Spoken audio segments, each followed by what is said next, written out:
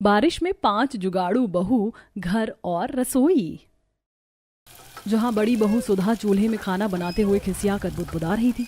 मुश्किल से मचान पर से 7-8 तोड़ी टूट कर निकली हैं। ये भी बनने के बाद गलकर इतनी थोड़ी हो गई कि इतनी से तरकारी में 12-13 जनों को कैसे खिलाएंगे। गुंजा, चावल धो दिया हो तो जल्दी से ले आओ।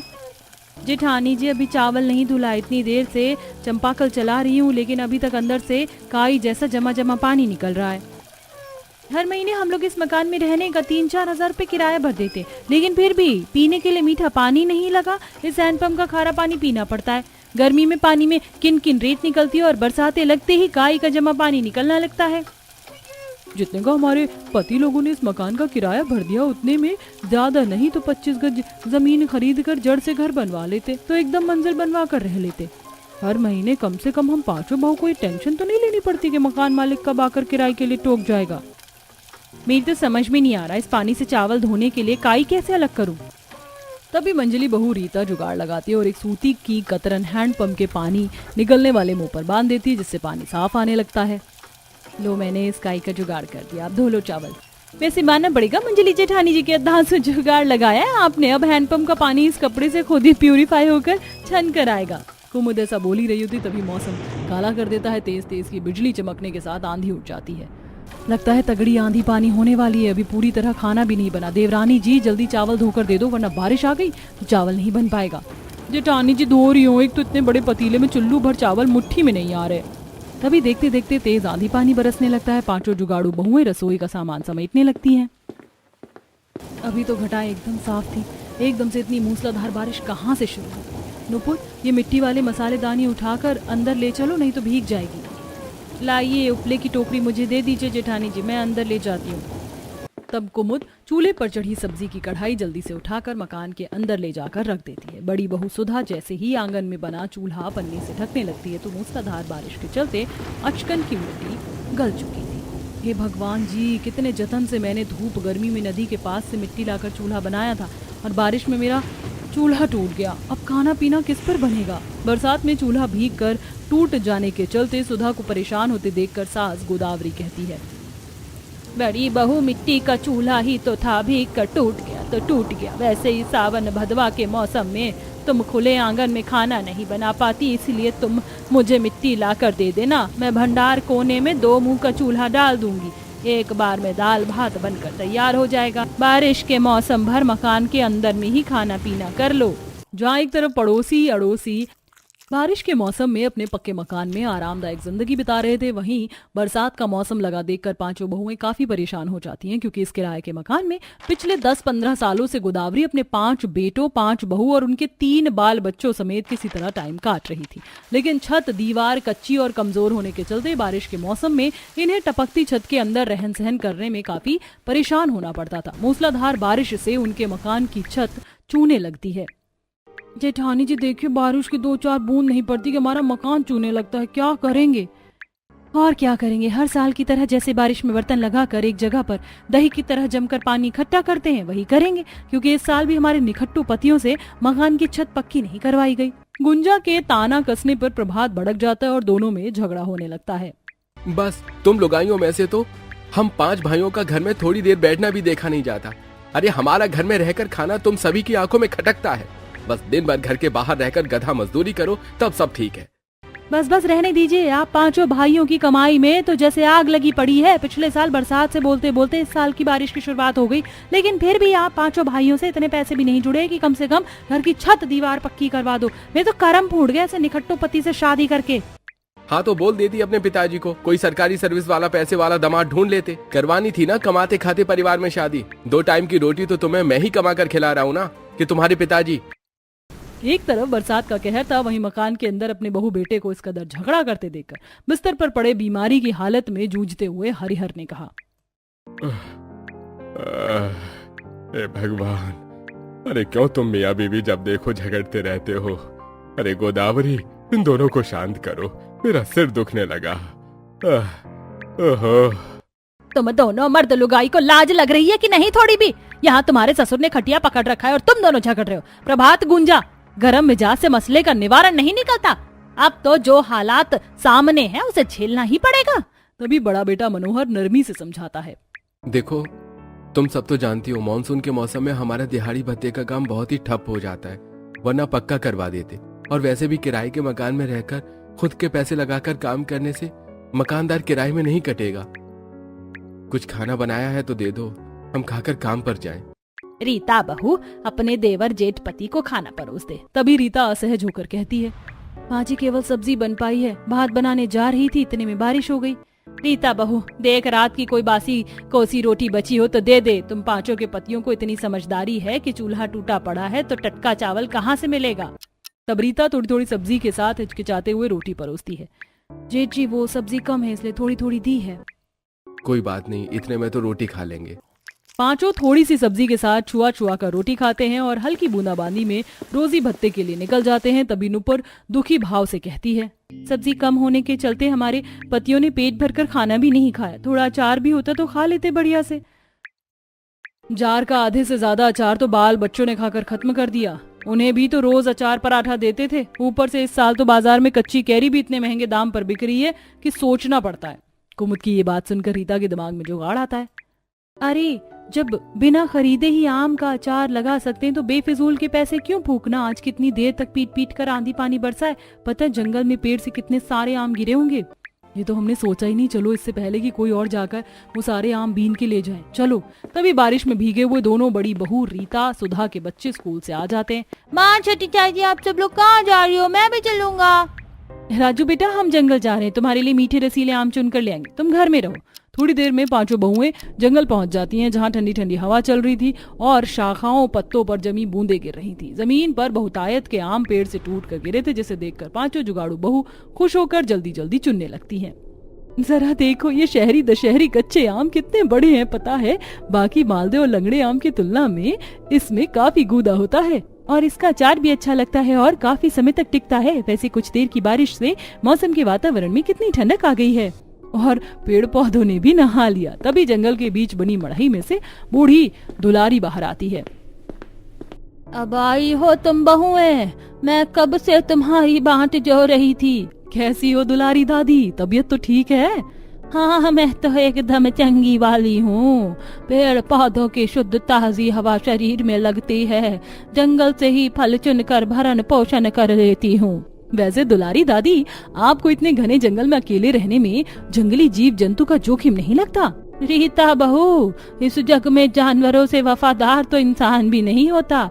एक कुत्ते को भी अगर तुम 2 टुक रोटी डाल दोगी ना तो इतनी भी खाकर संतुष्ट हो जाता है, तुम्हारे घर के बाहर बैठकर पहरेदारी भी करेगा। ये तो है दुलारी अम्मा, हम पांचों भी जंगल में जब आते हैं तो काफी सुकून ठंडक मिलता है, दिल करता है यहीं पर बसावट कर लें, किराए की भी भारी चिंता सर से उतरे। तब नुपुर नदी के किनारे हरे साग निकले हुए देखती है। सुधा दीदी, रीता दीदी, वो देखिए बरसाते लगते ही नदी में साग पनप गया है। पर नुपुर साग तो सर्दी के मौसम में होता है, बारिश में कौन सा साग पात होता है? मेरे देखने में तो खरपतवार लग रहा है। गुंजा जीजी मुझे भी साग की अच्छे से परख है, ये लाल चौलाई का साग है, बाजार में बहुत महंगा बिकता है, मैं खोट कर ले आती हूँ। नुपुर नदी के अंदर उतरकर उस लाल लाल चौलाई साग को खोटने लगती है। तभी उसके पैरों के नीचे काफी सारे पत्थरों का आभास होता है। लगता है इस नदी में घोंगे और सीप भी हैं। नुपुर देखो मौसम खराब हो रहा है, जल्दी से आ जाओ। हमारा चूल्हा भी तो टूट गया है, अब नदी के पास आए तो बलुआ मिट्टी ले लेते हैं। दोनों बड़ी बहू चूल्हा बनाने के लिए मिट्टी निकालती हैं, वहीं नुपुर नदी में से ताजा साग खोट कर बाहर आती है। जैसे ही पांचों बहू घर पहुंचती हैं तो मकानदार राजू को मार रहा था। दादी मुझको बचाओ, मोटे खड़ूस अंकल मुझको मार रहे हैं, मुझको बहुत दर्द हो रहा है। मकानदार जी छोड़ दीजिए मेरे पोते को। हरामखोर कहीं का, तूने मुझे मोटा बोला, अभी देख मैं तेरे कैसी खाल खींचता हूँ। तभी रीता बीच में आकर अपने बच्चों को ले लेती है। हे भगवान, राजू तो ठीक है ना? मकानदार जी इतने छोटे मासूम से बच्चे को मारते हुए आपको मोह नहीं आ रहा था? अरे क्या किया मेरे बेटे ने? ज्यादा दूध की धुली मत बन गोदावरी की बहू, एक तो तूने अपने बेटे को इतना चस्का कर रखा है, मेरे मकान का दरवाजा तोड़ दिया, खर्चा तो मेरा बढ़ गया ना। एक तो तुम पांचों की कसम कभी भी टाइम पर किराया नहीं देते, खाली कर जाओ मेरा मकान। उल्टा चोर कोतवाल को डांटे। पिछले 2 महीने से दरवाजा उखड़ा हुआ है, हमने अपने पतियों से आपको खबर भी करवाई थी। एक तो आपको मकान में कुछ भी मरम्मत करवाने के लिए बोलो तो आप नहीं करते। छत भी एकदम कमजोर पतली चादर हो रखी है, ना तो आप पक्की करते हो और ना किसी साल सफेदी करते हो। मकानदार के अचार डालने के लिए बनकर बैठे हो।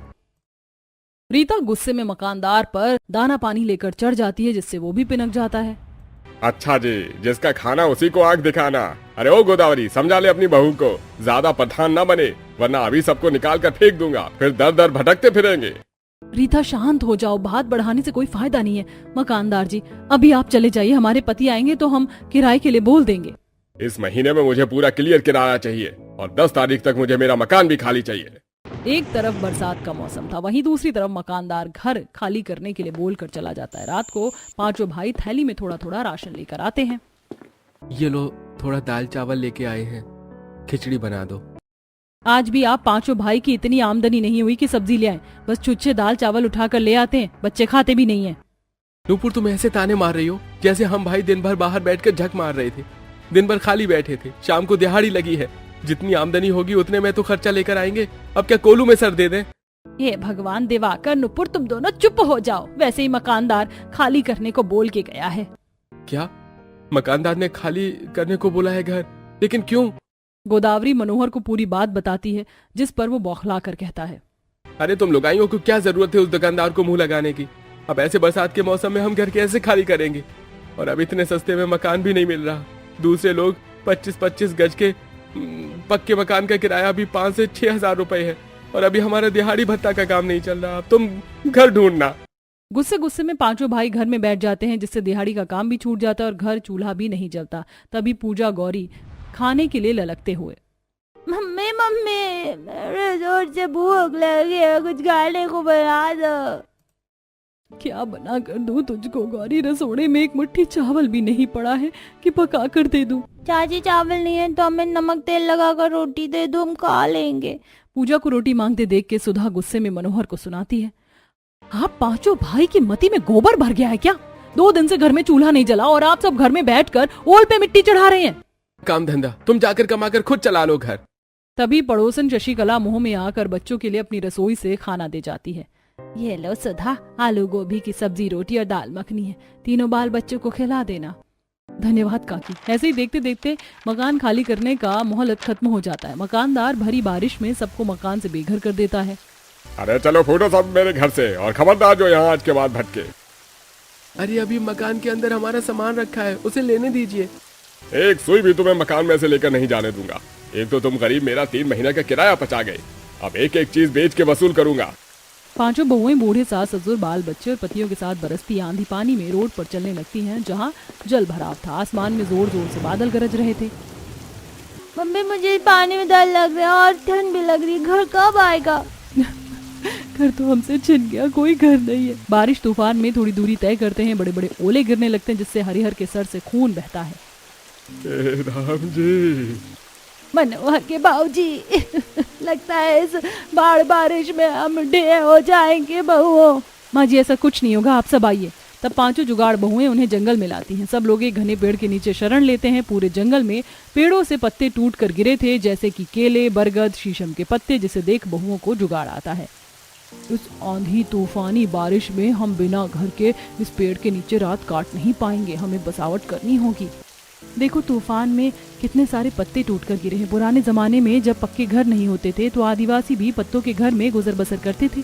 पांचों बहुएं बरसात में भीग भीग कर पत्तों का आश्रय डालने की कोशिश करती हैं, लेकिन वो हवा के तीव्रता से तिनके की तरह बिखर जाता है, जिस पर नुपुर, इस तरह हम अपनी बसावट खड़ी नहीं कर पाएंगे क्योंकि ये पत्ते हल्के हैं। तभी उन पांचों के पति भी मदद के लिए आते हैं और दिवाकर कहता है, देखो, बसावट करने के लिए पत्तों के साथ ठोस लकड़ी चाहिए होगी, तब बात बनेगी। हमें अपनी गलती का पछतावा है, हमें माफ कर दो। तब पांचों शीशम, देवदार जैसे ठोस पेड़ की लकड़ियां काट कर लाते और जमीन खोद कर नींव डालते हैं। तभी तीनों बच्चे एक पेड़ में से चिपचिपा पदार्थ ले जाते हैं। माँ देखो, हमें पेड़ से गोंद मिला। ये तरल पदार्थ मेरे हाथों में चिपक गया। रीता, ये पदार्थ हमारे घर में पत्तों को चिपकाने में मदद करेगा। बच्चों, ये पदार्थ और लेकर आओ। तीनों बच्चे उस पेड़ की छाल से गोंद इकट्ठा करके लाते हैं। तीनों बहू पतियों के साथ लगकर घर बनवाती हैं। 2 बहू नुपुर, कुमुद भोजन की व्यवस्था में लगती हैं। देखो, मुझे जंगल में से कितनी सब्जी मिली है। ये जंगली गोभी, कुंदरू और अरबी के पत्ते, इसके पकौड़े बहुत ही स्वादिष्ट बनते हैं। देखो, इस नदी के किनारे कितने सारे बड़े बड़े पत्थर थे, इसमें हम अपने लिए छोटी मोटी रसोई बना सकते हैं और सामान भी। तब दोनों पत्थर लकड़ी से जुगाड़ू रसोई बनाती हैं। और उसकी छत को खजूर, केले के पत्ते और नारियल के पत्ते से टिकाऊ मजबूत करती हैं और ईंट पत्थर से जुगाड़ू चूल्हा बना लेती हैं। किसी तरह हमने इस पत्थर से जुगाड़ू चूल्हा तो बना दिया, लेकिन पकाने और परोसने के लिए हमें बर्तन की आवश्यकता लगेगी। और इतनी भीषण बारिश में तो इस जंगल में सूखी मिट्टी मिलना भी असंभव है, जो हम मिट्टी के बर्तन ही बना ले। कुमुद नुपुर ऐसा सोचकर बर्तनों की तलाश में आगे निकलती हैं, जहां उन्हें फलदायी महुआ का पेड़ दिखता है, जिस पर से सफेद मोती जैसे महुआ पूरे जंगल में चू कर गिर रहे थे, जिसे देखकर कुमुद प्रसन्न हो जाती है। मुझे तो पता ही नहीं था कि जंगल में महुआ का पेड़ है। अब तो हमारे खाने का जुगाड़ हो गया। पता है, महुआ की रोटी बहुत स्वादिष्ट बनती है। वो देखो कुमुद, इस बरगद के पत्ते कितने चौड़े हैं। गांव देहात में शादी विवाह में इसके पत्तल बनते हैं। हम इससे बर्तन बना सकते हैं। नुपुर उस बरगद की डाली से खूब सारे पत्ते तोड़कर अपनी बसावट में वापस आती है और खाना रखने के लिए बड़े बड़े बर्तन पत्तल बनाती है। वहीं दुलारी उन्हें जरूरत के लिए 1-2 मिट्टी की हांडी दे जाती है। ये लो बहू, ये मिट्टी की पतूकी ले लो, इसी में पका लेना। बहुत बहुत धन्यवाद दुलारी दादी, आपने हमारी समस्या हल कर दी। चलो अरबी के पकौड़े बनाते हैं। मगर बिना तेल के पकौड़े कैसे बनाएंगे? तभी सुधा जंगल के थोड़ी आगे अरंडी के पेड़ देखती है, जिसमें फल लगे हुए थे, जिन्हें देखकर उसको जुगाड़पन सूझता है और वो उन फल पत्तों को तोड़ कर ले आती है। जेठानी जी, आप इन कटीले फलों का क्या करोगी? रीता, इसके अंदर अरंडी के बीज होते हैं, जिसको पेड़ने से तेल निकलता है। ये सुनकर रीता आश्चर्यचकित होती है। तब उन फलों में से बीज निकालकर सुधा उसे कूट कर तेल निकालती है। वहीं जंगल से ही उन्हें कच्चा हल्दी का पेड़ भी मिल जाता है और नदी में से नमक, जिससे वो स्वादिष्ट पकौड़े बनाकर परोसती हैं। वाह, ये अरबी के पत्ते के पकौड़े तो कितने करारे, खस्ता और स्वादिष्ट लग रहे हैं। खाने में पेट भर गया। सच में मनोहर भैया, और इस जंगल के ठंडे ठंडे वातावरण में बसावट करके खाने का अनुभव कितना खास है ना। ये लीजिए और पकौड़े खाइए, गरम गरम स्वादिष्ट लगेंगे। सुधा, हमको माफ कर दो। हमारी लापरवाही के चलते हम आज घर से बेघर हो गए। ये तो तुम पांचों के जुगाड़ की वजह से हम इस जंगल में बसावट कर पाए, वरना बेघर बिना छत के बारिश में भटक रहे होते। अब हम पांचों भाई मेहनत से कमाएंगे। अगले दिन तड़के सुबह सुबह पांचों जीविका उपार्जन करने में लग जाते हैं। तीनों भाई लकड़ी की कटाई करते हैं और 2 नदी में से मछली निकालते हैं। वैसे बरसात से इस नदी के पानी का जलस्तर काफी बढ़ गया है। रोहू, मांगुर, बड़ी बड़ी मछली हाथ में पकड़ में आ रही हैं। हमने भी लकड़ी काट ली है, चलो अब बाजार चलते हैं। तब पांचों बाजार में जाकर मछली और लकड़ी बेचते हैं और नदी की ताजी मछली होने के चलते ग्राहकों में महंगे रेट में भी खरीदने की लूटमार मच जाती है, जिससे मछली बेचकर उनकी अच्छी आमदनी होती है। वहीं पांचों जुगाड़ू बहुएं भी जंगल के परती भूभाग में जमी काई को साफ सुथरा करके बरसाती मौसमी सब्जियां, साग जैसे कि चौलाई, भुट्टे की बुआई लगा देती हैं। थोड़े समय में उसमें से फसल फूट पड़ती है, जिससे अब पांचों रसोई में बनाने के लिए ताजी सब्जियों का इस्तेमाल करती हैं और पांचों बहू बारिश में जुगाड़ू घर रसोई में सुलभता से रहन सहन करने लगती हैं।